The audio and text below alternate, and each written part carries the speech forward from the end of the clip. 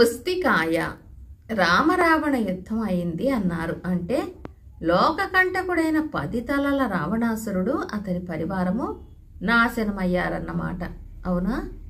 అవతార పురుషుడైన శ్రీరాముడు ఆయన పరివారము జేజేల మధ్యని సంతోషాంతరంగులై ఉన్నారు.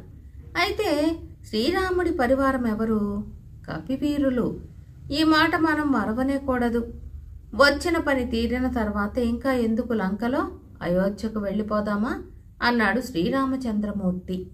వెంటనే వెళ్ళి విభీషణుడు పుష్పక విమానం తీసుకువచ్చాడు.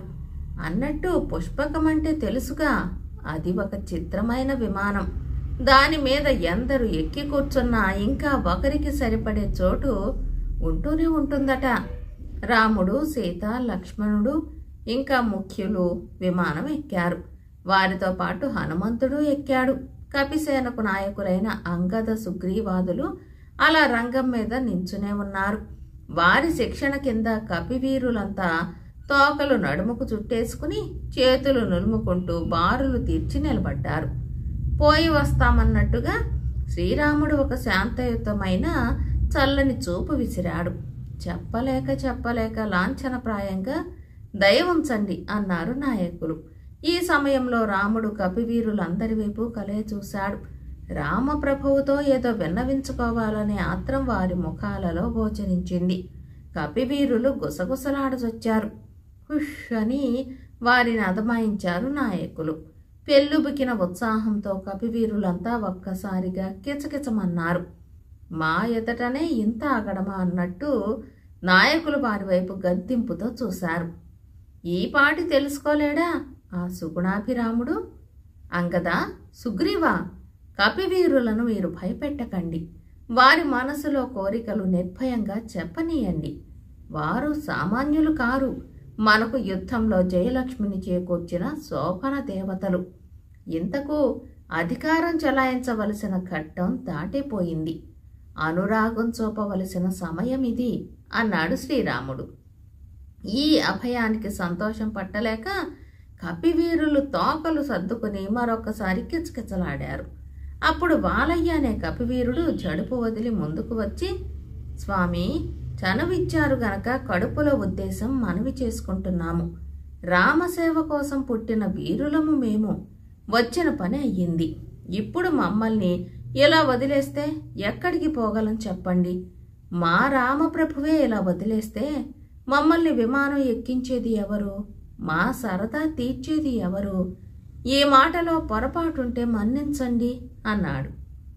అది కాదండి, ఎంతమందినైనా భరించి తీసుకుపోవడానికి మహిమగల పుష్పక విమానం ఉండగా మనందరినీ ఎక్కించుకోవడానికి సందేహం ఎందుకో? ఎవళ్ళది ఏం పోవాలి అంట అని ప్రశ్నించాడు ఇంకొక వీరుడు. ఇలా వీళ్ళు వాదించుకునేసరికి లక్ష్మణుడికి చీకాకెత్తింది. చూసావా అన్నయ్య, ఇప్పుడే వేళ్లలో వేళ్లకు పడటం లేదు. ఈ కోతి మోకని వెంట పెట్టుకు వెళితే నలుగురు నవ్విపోతారు కూడాను అన్నాడు. తమ్ముణ్ణి మందలించాడు శ్రీరాముడు. బాలయ్య, నీవేమి ఆత్రపడకు. మనలో ఒక్కళ్ళము ఇక్కడ దిగబడిపోనక్కర్లేదు. అందరము కలిసి అయోధ్యకు వెళ్ళిపోదాము. దివ్యమైన పుష్పక విమానం ఉండగా మనకేం లోటోయ్? ఈ సంగతి ముందే చెప్పవలసింది మీతో. మరిచా పొరపాటు అంటూ తన మందమతికి చిన్నపుచ్చుకున్నాడు. అవునవును, ఎంత పొరపాటు జరిగింది. మన కపివీరుల కోరికలు ఇంకా ఏమున్నాయో ఇప్పుడైనా కనుక్కోండి అని సలహాపూర్వకంగా హెచ్చరించింది జనని జానకి. అంతటా తిండిపోతు తిమ్మయ్య జంకుతూ వచ్చి, రామప్రభు, ఎవరేమి కోరుకున్నా లేదనకుండా అనుగ్రహిస్తావనే బిరుదు ఉందట కదా నీకు? కాయ, కసరు, దుంప, ధూళి నమిలి విసుగెత్తిపోయింది. మీ వంటి రాజాధిరాజులు రుచికరమైన లాడూలు అవి ఆరగిస్తారని చెప్పుకుంటారే, మేం మాత్రం వాటిని కాస్త చవి చూడకూడదా అని తనకు గల ఆపేక్షను వెల్లడించాడు. అమాయకమైన ఈ కోరిక విని సీతారాములు నవ్వుకున్నారు. అసలే కోతిమూక, అందులో ఇది యుద్ధ జయం కలిగిన సంతోష సమయం. పైగా దయామయుడైన రామచంద్రుడు కావలసిందల్లా అడగండి అని అభయమిచ్చి ఉన్నాడు. వళ్ళు పై తెలియకుండా వీళ్ళు ఇంకా పిచ్చి కోరికలు ఏమేమి కోరుకుంటారో అని తలచి హనుమంతుడు హుంకరించాడు వాళ్ల వైపు తిరిగి. కపివీరులు తలలు వంచారు. తిమ్మయ్య కోరిక విన్న వెంటనే శ్రీరాముడు, అలాగేనోయ్ నా తండ్రి, లాడూలు అవి తప్పకుండా తిందురుగాని, అయోధ్యకు చేరుకోగానే అన్నీ చేసుకోవచ్చు, జాగెందుకు రండి అన్నాడు. గిరగిరమని తోకలు ఊపుకుంటూ బిలబిలమని కపివీరులంతా విమానం ఎక్కేశారు. జామ్మని ఝాంకారం పెడుతూ పుష్పకం గగన మార్గాన ఎగిరెగిరిపోయి కొంచెం సేపటికల్లా అయోధ్య నగరంలో వాలింది. అయోధ్యలో దిగటంతోనే ముందు సీతారాములు కపివీరులకు విందు ఏర్పాటు చేశారు. హనుమంతుడు పెద్దరికం వహించాడు. 1 గంటలో వస్తు సంభారాలన్నీ సమకూడిపోయినాయి. మరొక్క గంట సేపటికల్లా పంచభక్ష పరమాన్నాలతో ఇంతమందికి భోజనాధికాలు సిద్ధమైనాయి. హనుమంతుడు వచ్చి, బంతులు తీర్చి అందరూ బుద్ధిగా కూర్చోండి, వడ్డన జరుగుతుంది అని చెప్పాడు. ఎలా అయితేనే ఆంజనేయుని మాట విని అందరూ కుదురుగా కూర్చున్నారు. క్షణమైనా అయిందో లేదో ఒక ఉస్తికాయ వచ్చి బంతి మధ్యన కూర్చున్న ఒక కపివీరుని ఒడిలో పడింది. వీరుడు ఆ కాయకేసి తదేక దీక్షతో చూసి లోపల ఏమిటి ఉంటుందోననే ఆత్రంతో 2 వేళ్లతోనూ నొక్కాడు. పుసుక్కుమని ఒక గింజ కాయలో నుంచి బయటికి జారి వచ్చి పైకి ఎగిరింది. ఓసి నలుసంతలేవే, నాకంటే ఎత్తుగా ఎగురుదామనా నీ ఉద్దేశం అంటూ వీరుడు ఆ గింజతో పాటే ఒక్క ఎగురు ఎగిరాడు. తమ్ముడు ఎందుకు ఎగురుతున్నాడో, ఏమి ప్రమాదం వచ్చిందో, మనం వెళ్ళి సాయపడకపోతే ఎలాగా అని అనుకుని ప్రక్కనున్న వీరుడు ఎగిరాడు. ఈ ఇద్దరు ఎగిరేసరికల్లా కారణం తెలుసుకోకుండానే ఇంకొకడు మరి ఒకడు వచ్చి వాళ్లతో పాటు గెంతులేశారు. అంతలోనే పంక్తులన్నీ చెదిరిపోయి అందరూ ఒక్కచోట మూగేసి ఒక్కలా ఎగురచొచ్చారు. ఇది చూసి హనుమంతుడు, ఏమర్రా మీ గోలకోల, ఎంతట్లోనే మీ బుద్ధి గడ్డి తిన్నదే, మన చేష్టలు చూసే అందరూ మనల్ని కోతుల బాగోతం అంటారు. భోజనాల వేళ ఎంత గొడవ చేశారే, మీ వాలకం చూస్తే ఆ రామయ్య తండ్రికి మాత్రం ఎంతకని ఓరిమి నిలుస్తుంది అంటూ మందలించబోయాడు. ఇంతలో విస్తళ్ళు వేయటం, ఆ వెంటనే లాడూలు బుట్టలు చేత పట్టుకుని సీతారాములు స్వయంగా వడ్డించరావటం జరిగింది. హనుమా, మన వీరుల మీద విసుక్కుంటున్నావెందుకు? చూడు పాపం ఎంత బుద్ధిగా కూర్చుంటున్నారో. ఏది ఎక్కువగా అల్లరి చేశాడన్నావే, ఆ వీరుడేడి? అతనికి 2 లాడూలు అంతే శాస్తి అనేసరికల్లా ఎక్కడి వాళ్ళు అక్కడ సర్దుకున్నారు. వీళ్ళకి బుద్ధి వచ్చింది పర్వాలేదని హనుమంతుడు ధైర్యం చెందాడు. జానకీరాములు వడ్డన చేస్తూ ఉండగా ఉన్నట్టే ఉండి ఒక కపివీరుడు శ్రీరాముడి భుజం మీద ఎక్కి కూర్చున్నాడు. మరొకడు బుట్టలో లాడూలు బలవంతాన లాక్కున్నాడు. మరొక వీరుడు ఊరుకోక జానకమ్మ మెడలో హారం తీసి పరీక్ష చేయబోయాడు, ఏదో మహా తెలిసినట్టుగా. ఇన్ని చేసినా ఆ దంపతులు ఆనందంతోనే ఉన్నారు. నిజానికి కపివీరుల చేష్టలు చూసిన కొద్దీ వారికి సంతోషం ఎక్కువయ్యింది. కానీ వారు పడే యాతన చూడలేక హనుమంతుడు, లక్ష్మణుడు కపివీరులను కోపదృష్టితో చూడసాగారు. హనుమ, లక్ష్మణ, మన బిడ్డల అల్లరి మనకు ముద్దు కాదుటోయ్. అయినా వారు చేసేది అల్లరి కాదు, అది నిష్కపటమైన ఆనందం అన్నాడు రాముడు మందహాసంతో. విందు పూర్తయింది. ఒక్కొక్క కపివీరుణ్ణే ఒడిలోకి తీసుకుని శ్రీరామచంద్రమూర్తి నిమిరేసరికి వాళ్లకు యుద్ధపు బడలిక ఎక్కడిదక్కడనే ఎగిరిపోయింది. తర్వాత శ్రీరాముడి పట్టాభిషేక మహోత్సవానికి అతి వైభవంగా ఏర్పాట్లు జరిగినాయి. ఈ సమయమందు శ్రీరాముడు ప్రత్యేకించి కపిసేనను వాళ్ల ప్రజ్ఞను ప్రస్తుతించాడు. పైగా నిండు సభలో, ఓ మహావీరులారా, భూలోకంలో రామకథతో పాటు రామసేవకు అంకితమైన కపివీరుల కథను కూడా నడుస్తూనే ఉంటుంది. కపివీరుడు కంటపడితే చాలు మానవులకు రామాయణ కథ జ్ఞాపకం వస్తుంది. అటువంటి అవినాభావ సంబంధమున్నది రెండింటికి. మీ సంతోషమే నా సంతోషమని తెలియటం చేత మానవులు మిమ్మల్ని గౌరవిస్తే నన్ను పూజించినట్టుగానే భావిస్తారు. ఇంతటి నుండి మీరు దేశమందుండే పుణ్యక్షేత్రాలు చేరుకుని ఉనికి ఏర్పరచుకోండి. అక్కడికి వచ్చే భక్తులు మిమ్మల్ని చూడగానే రామకథ గుర్తుకు వచ్చి ధన్యులవుతారు. మీరు చేసిన సాయానికి ఇదే నేనీయగల కానుక అంటూ ఆప్యాయంతో వారిని దీవించాడు. శ్రీరామచంద్రమూర్తి ఇలా చెబుతూ ఉంటే జయదుందుభులు మ్రోగినాయి. కపివీరుల మీద పుష్పవర్షం కురిసింది. కపివీరులు వాలములు ఊపుకుంటూ సీతారాములకు హనుమంతునికి నమస్కరించి సెలవు తీసుకుని కిచకిచలాడుతూ పోయి దివ్యక్షేత్రాలు చేరుకున్నారు. కథ సమాప్తం. దాగుడు మూతలు. చంద్రనగరం రాజుగారికి చంపకవల్లి అనే కుమార్తె ఉండేది. ఆమె చిన్నప్పటి నుంచి కూడా దాగుడు మూతలు అంటే మహా సరదా. మంత్రి కూతురు, సేనాని కూతురు, గురువుగారి కూతురు, ఇంకా ఇలా ఎంతోమంది పిల్లలను చేరదీసి ఒక ముసలి దాసిని ఆటలో తల్లిగా చేసుకుని తోటలో పొద్దస్తమానం చంపకవల్లి దాగుడు మూతలు ఆడుతూ ఉండేది. ఆటలో దాక్కున్నప్పుడు చంపకవల్లిని తక్కిన వాళ్ళు సులభంగా కనిపెట్టలేకపోయేవారు. చాలాసేపు తెప్పలు పెట్టి పెట్టి ఆఖరికి ఆ అమ్మాయే తను దాక్కున్న పొదలో నుంచి ఏ కోకిల కోతో కూసి పట్టుబడేది. తాను దొంగ అయినప్పుడు మాత్రం తక్కిన వాళ్లను ఇట్టే కనిపెట్టేసేది. శుక్లపక్ష చంద్రునికి మళ్ళీ చంపకవల్లి కూడా పెరిగి పెద్దదయ్యింది. ఆమెకు పెండ్లి ఈడు వచ్చిందని రాణిగారు ఒక రోజున రాజుగారితో చెప్పింది కూడాను. ఆయన నమ్మలేదు. పసిపిల్లకు మళ్ళీ దాగుడు మూతలు ఆడే ఈడు దాటనే లేదు, అప్పుడే పెళ్లి ఈడు వచ్చిందంటావేమిటి అన్నాడు రాజు. దాగుడు మూతలకేమిలేండి, పెళ్లి అయ్యి పిల్లల తల్లి అయ్యాక కూడా కొంతమంది ఆటలు ఆడుతూనే ఉంటారు అంది రాణి. సరే, అట్టయితే చెప్పన్న దేశపు రాకుమారులలో ఎవరిని పెళ్లి చేసుకుంటుందో కనుక్కో అన్నాడు రాజు. అప్పుడు రాణి కూతుర్ని పిలిచి, ఏమే పొత్తడి బొమ్మ, చెప్పన్న దేశపు రాజకుమారులలో ఎవరే నీ పెళ్లి కొడుకు అని లాలించి అడిగింది. అందుకు చంపకవల్లి, ఎవరేమిటి, నేను దాక్కున్నప్పుడు ఏ రాజకుమారుడైతే నన్ను కనుక్కోగలడో అతడే అంది. రాణి వెళ్ళి రాజుతో చెప్పింది. రాజు చెప్పన్న దేశపు రాజకుమారులందరికీ వినపడేటట్లు చాటింపు వేయించాడు. రాజకుమారులు రోజు గుంపులు గుంపులుగా వస్తూ ఉండటం, చంపకవల్లిని వెతుక్కోవడం, ఆమెను కనుక్కోలేక వెర్రి మొహాలు వేసుకుని తిరుగుదారి పట్టడం ఇలా జరుగుతూ వచ్చింది. ఏ రాకుమారుడు కనుక్కోలేకపోతే కూతురికి పెళ్లి కాదేమోనని రాణికి భయం వేసింది. పోనీయవే, పెళ్లి కాకపోతే హాయిగా దాగుడు మూతలు ఆడుకుంటూ మన ఉద్యానవనంలోనే ఉండిపోతాను అంది చంపకవల్లి.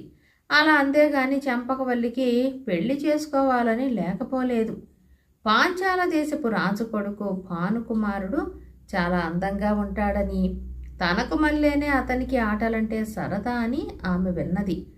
చేసుకుంటే అతన్నే పెళ్లి చేసుకోవాలి అని నిశ్చయించుకుందామె. భానుకుమారుడు ఇంకా తనని వెతుక్కుంటూ రాలేదు. ఎందుచేత చెప్పమా అని అనుకుంటూ ఎదురు చూస్తూ ఉంది. భానుకుమారుడికి కూడా ఆ చాటింపు వినపడింది. చంపకవల్లిని ఎలాగైనా కనుక్కొని పెళ్లి చేసుకోవాలని మనసు పడ్డాడు. అయితే తనకంటే కొమ్ములు తిరిగిన రాజకుమారులంతా చేతకాని వాళ్ళమంటూ తిరిగి వస్తూ ఉండగా తనకి మాత్రం ఈ పని సాధ్యమవుతుందా అని ఊరుకున్నాడు. భానుకుమారునికి స్నేహసాగరుడనే స్నేహితుడున్నాడు. అతను రాజకుమారునితో, ఎక్కడ కూర్చుని ఇలా మేనమేషాలు లెక్క పెడితే కార్యం చక్కబడుతుందా? రా, బయలుదేరు. ఇతరులకు సాధ్యం కాని పని నీకు సాధ్యం కాదనుకోకు, నువ్వు తప్పకుండా నెగ్గుతావు, నాకు తెలుసు అంటూ ప్రోత్సహించి భానుకుమారుణ్ణి చంద్రనగరానికి లాక్కొచ్చాడు. భానుకుమారుడు వచ్చిన రోజునే మరి 6 రాజకుమారులు కూడా వచ్చారు. రాజుగారు ఆ 7 చూసి, ఇంతవరకు ఒక్కడు మా అమ్మాయిని పట్టలేకపోయారు, మీరు అంతే, అయినా వచ్చారు గనక వెతుక్కోండి అన్నాడు. చంపకవల్లి దాక్కుని సైకే అన్నాక వాళ్ళని ఉద్యానవనంలో ప్రవేశపెట్టాడు. భానుకుమారుడు తక్కిన రాజకుమారులు 6 తలొక తెన్నో వెళ్ళి వెతికారు. చెట్లు వెతికారు, పుట్టలు వెతికారు, పొదరిళ్లలో చూశారు, పర్ణ కుటీరాలు గాలించారు. అక్కడేమిటి ఇక్కడేమిటి అన్ని చోటుల అన్వేషించారు. తిరిగి తిరిగి చెప్పులు అరిగిపోయినాయే గాని వాళ్ళెవ్వరూ చంపకవల్లి జాడ తెలుసుకోలేకపోయారు. రాణికి ఈ మాట మరీ భయం వేసింది. ఆనాడు వచ్చిన రాజకుమారులు తప్పితే ఇంక రావలసిన రాజకుమారులు ఎవ్వరూ లేరాయే. చంపకవల్లి పెళ్లి మాట ఏమిటి? ఇది ఆవిడికి పట్టుకున్న ఆత్రం. అమ్మాయి, లేనిపోని పట్టింపులు పోక ఈ 7 రాకుమారుల్లోనూ నీకు నచ్చిన వాణ్ణి ఎన్నుకోవే అని బ్రతిమాలింది. అదేమన్నమాట, అంతగా కావలిస్తే వేళనే రేపు మళ్ళీ వచ్చి వెతుక్కోమను. నన్ను కనుక్కోగలిగిన వాణ్ణే గాని నేను పెళ్లి చేసుకోను అని నిష్కర్షగా చెప్పేసింది చంపకవల్లి. మరునాటి ఉదయం భానుకుమారుడు స్నేహసాగరుడితో ఏటి ఒడ్డుకుపోయి 1 కాదు 100 అవకాశాలు ఇచ్చినా చంపకవల్లిని కనుక్కోలేమని నిట్టూరుస్తూ చతికిలపడ్డాడు. స్నేహసాగరుడు ఏం చేస్తే బాగుంటుంది అనే ఆలోచనలో పడ్డాడు. ఇంతలో చంపకవల్లికి దాగుడు మూతల్లో కళ్ళు మూసే ముసలమ్మ దారిని పోతున్న దానికి మళ్ళీ వచ్చి నిలబడి ఏమీ ఎరగనట్లు ఎవరయ్యా మీరు అంది. రాకుమార్తెను వెతకడానికి వచ్చిన 7 రాజకుమారుల్లో నేనొకణ్ణి అన్నాడు భానుకుమారుడు. అందుక ముసలమ్మ, ఓహో అలాగా, నిన్న మీరంతా వెతుకుతూ ఉన్నప్పుడు ఉద్యానవనంలో నేను ఉన్నాను. అవును గాని 7 అంటావేమిటి? నేను 8 రాకుమారుల్ని చూసినట్లు జ్ఞాపకమే. హిహిహి, ఈ రాజకుమారులంతా ఇంతే. 90 ఏళ్ల దాన్ని నాకు ఆనినంత కూడా ఆనలేదే నీకు. అప్పుడే ఇంత చత్వారమా అంటూ నవ్వేసి వెళ్ళిపోయింది. స్నేహసాగరుడు భానుకుమారుడితో, ఏమిటోయ్ నువ్వు 7 ఈ ముసలమ్మ 8 వాదిస్తోంది. పోనిద్దు, పిచ్చిదాని మాటలకేమిటి? ఇంతకు 7 అయితేనేం 8 అయితేనేం రాకుమార్తెను కనిపెట్టలేకపోయాక అన్నాడు భానుకుమారుడు. గంట కొట్టేసరికల్లా భానుకుమారుడు తక్కిన 6 రాకుమారులు ఉద్యానవనం వాకిట హాజరయ్యారు. ఇంకా వెతుక్కోవచ్చు, తోట లోపలికి వెళ్ళండి అని రాజు అనుమతిచ్చాడు. లోపలికి వెళ్లే సమయంలో భానుకుమారుడికి ముసలమ్మ మాట జ్ఞాపకం వచ్చి ఎంతమంది ఉన్నది ఒక్క మాట లెక్క చూసుకున్నాడు. నేను చెప్పిందే సరి, మేము 7 ఉంటా.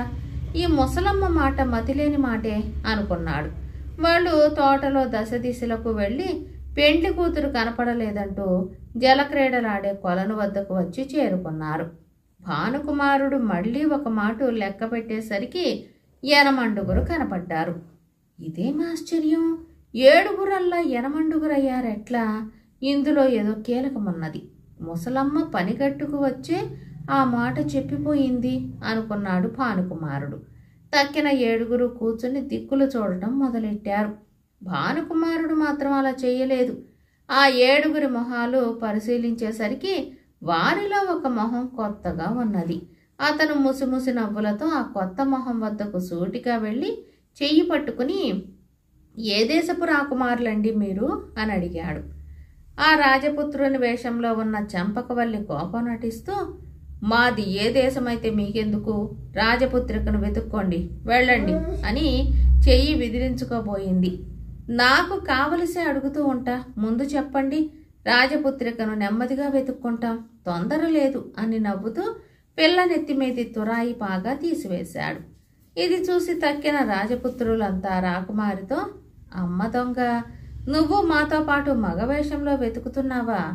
ఇదా మమ్మల్ని చిత్తు చేయడానికి నువ్వు వేసిన ఎత్తు అంటూ ఆమె తెలివితేటలను మెచ్చుకున్నారు. ఆ తర్వాత భానుకుమారుడికి చంపకవల్లికి వైభవంగా పెళ్లి జరిగింది. కథ సమాప్తం. అమాయకుడు. రంగన్న 10 ఏళ్లు నిండని పసివాడు. అయినా వాడిది ఈడుకు మించిన ఆలోచన. పాపం తండ్రి చిన్నప్పుడే పోయాడు. తండ్రి వానికి విడిచిపెట్టినదల్లా ఒక్క ఆవు. అదంటే రంగన్నకు ప్రాణం.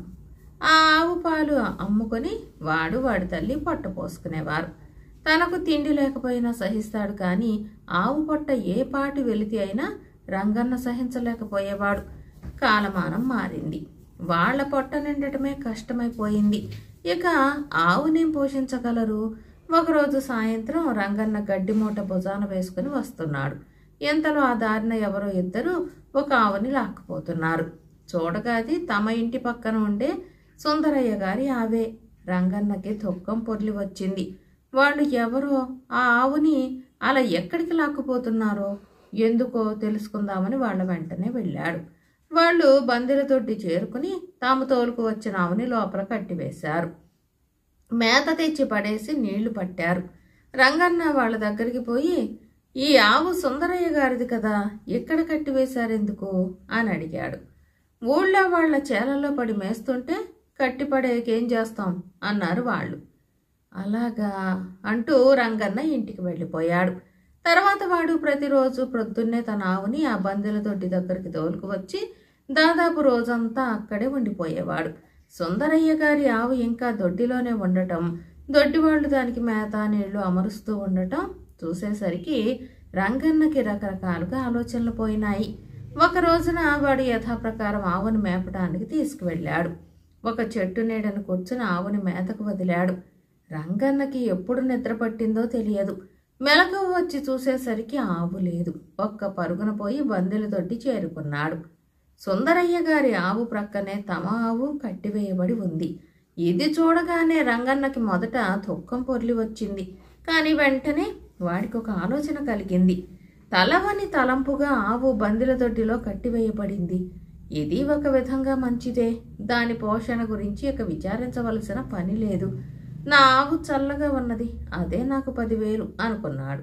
మరి కాసేపటికల్లా ఇల్లు చేరుకున్నాడు. ఆవు ఏదిరా అని అడిగింది తల్లి.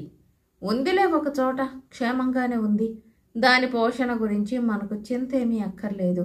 మన సంగతి మనం చూసుకుంటే చాలు అన్నాడు రంగన్న. అదేమిట్రా అలా అంటావు? మన ఆవుని మరెవళ్ళు పోషిస్తారు? ఎందుకు పోషిస్తారు? ఎవళ్ళన్నా తీసుకుపోయి మేపితే వాళ్లే దాని పాలు పితుక్కుంటారు కదా. మరి మన మాట అని అడిగింది తల్లి. అదంతా స్థిమితంగా చెబుతానులే అన్నాడు రంగన్న. ఆమె ఊరుకున్నది. ఆ రోజే రంగన్న బందెల దొడ్డి దగ్గరికి వెళ్ళి అక్కడి కాపలా వాళ్లతో, నేను మీతో పాటు ఇక్కడ పశువులకు కాపలా ఉండేదా అని అడిగాడు. అందుకు వాళ్ళు, మాదేమున్నదో మునసబు గారిని అడుగు అన్నారు. వెంటనే రంగన్న మునసబు గారి దగ్గరికి వెళ్ళి ప్రాధేయపడ్డాడు. అబ్బాయి, అది చాలా కష్టమైన పని. నీవు చూడబోతే బొడ్డోడని కుంకవి. నిన్ను గురించి ప్రభుత్వం వారికి రాయాలి. జీతాలు భత్యాలు ఇచ్చేది వారే కదా అన్నాడు మునసబు. అయ్యా, నాకు జీతం వద్దు, ఊరికే నౌకరీ చేస్తాను అన్నాడు రంగన్న ఉత్సాహంతో. సరేనన్నాడు మునసబు. మరునాడు ఉదయం రంగన్న చద్దన్నం తిని బందెల దొడ్డికి వచ్చాడు. మరి కాసేపటికి రంగన్న తల్లి లబోదిబోమని మొత్తుకుంటూ అక్కడికి వచ్చింది. ఆవిడ వెంట మునసబు కూడా ఉన్నాడు. రంగన్నని చూస్తూనే మునసబు, ఎంత మోసం చేశావురా నువ్వు? ఆవుని ఊళ్ళో వాళ్ల చేలోకి వదిలి ఏమీ ఎరగనట్టు ఊరుకోవడమే కాకుండా నన్ను మాయ చేసి కాపలాకు బందెల దొడ్డి కాపలాకు నౌకరుగా కుదిరావా అంటూ నిప్పులు కక్కాడు. రంగన్న తల్లి మునసబు గారి కాళ్ళ వేళ్లపడి ఈ ఒక్కసారికి క్షమించండి అంటూ వేడుకుంది. సరే, పైకం చెల్లించి ఆవుని తోలుకుపోండి అన్నాడు మునసబు. బాబు, కనికరించండి, చేతిలో చిల్లి గబ్బైనా లేదు అని మొరపెట్టుకుంది. ఇంతలో రంగన్న ముందుకు వచ్చి, బాబు, డబ్బు అడక్కండి, మీ ఇష్టం వచ్చిన శిక్ష విధించండి అన్నాడు. సరే, వీడిని 6 దెబ్బలు కొట్టండి అని మునసబు ఉత్తర్వు ఇచ్చాడు. రంగన్న చేయి చాచాడు. కాపలావాడు కొట్టడం ప్రారంభించాడు. 4 దెబ్బలు పడినాయి. తట్టుకున్నాడు రంగన్న. 5వ దెబ్బ పడటంతోనే స్పృహ తప్పి పడిపోయాడు. కొంచెం సేపటికి తెలివి వచ్చింది. 6వ దెబ్బకు మళ్ళీ చెయ్యి చాచాడు. మునసబు హృదయం కరిగిపోయింది. ఆగండి అన్నాడు. వెంటనే రంగన్నని తనతో ఇంటికి తీసుకుపోయాడు. వాడు కొంచెం స్థిమితపడ్డాక మునసబు, అబ్బాయి, ఇలా మోసం చెయ్యటం తప్పు కాదా అని అడిగాడు. అందుకు రంగడు, బందెల దొడ్డి అంటే అసలేమిటో నాకు తెలియదు. నేను కావాలని నా ఆవుని వాళ్ల చేనుపైకి తోలనూ లేదు. దురదృష్టం వల్ల అది పట్టుబడిపోయింది. అందుకు నేను విచారించాను. కానీ ఆలోచించగా దానికి అక్కడ బాగా పోషణ జరుగుతుంది కదా, మాకు తిండికి కరువైతే అయ్యింది. పాపం అదైనా అక్కడ హాయిగా ఉంటుంది అని తృప్తి కలిగింది. దాన్ని వదిలి నేను క్షణం సేపు ఉండలేను. అందుకనే జీతం భత్యం లేకపోయినా నౌకరీ ఇప్పించమని కోరాను. ఇప్పుడు మీరు ఆవుని తోలుకెళ్ళమంటున్నారు. మా పొట్ట గడవటమే కష్టంగా ఉందే, దాని సంగతి ఏం చూడగలం అన్నాడు. మునసబు రంగన్నని చేరదీసి, ఎంత అమాయకుడివిరా రంగన్న, ఊళ్ళో వాళ్ల పశువుల్ని మేము ఊరికే పోషిస్తామనుకున్నావా? పోనివ్వు, ఇవాల్టి నుండి మీరు మా ఇంట్లోనే ఉండిపోండి. మీ ఆవుని కూడా మా పశువులతో పాటే ఉండని, అన్నింటినీ నీవే కాపలా కాస్తూ ఉండు అన్నాడు. నాటి నుంచి రంగన్న ఎంతో విశ్వాసంగా పని చేసుకుపోతున్నాడు. వాడు, వాడి తల్లి, వాళ్ళ ఆవు క్షేమంగా ఉంటున్నారు. కథ సమాప్తం.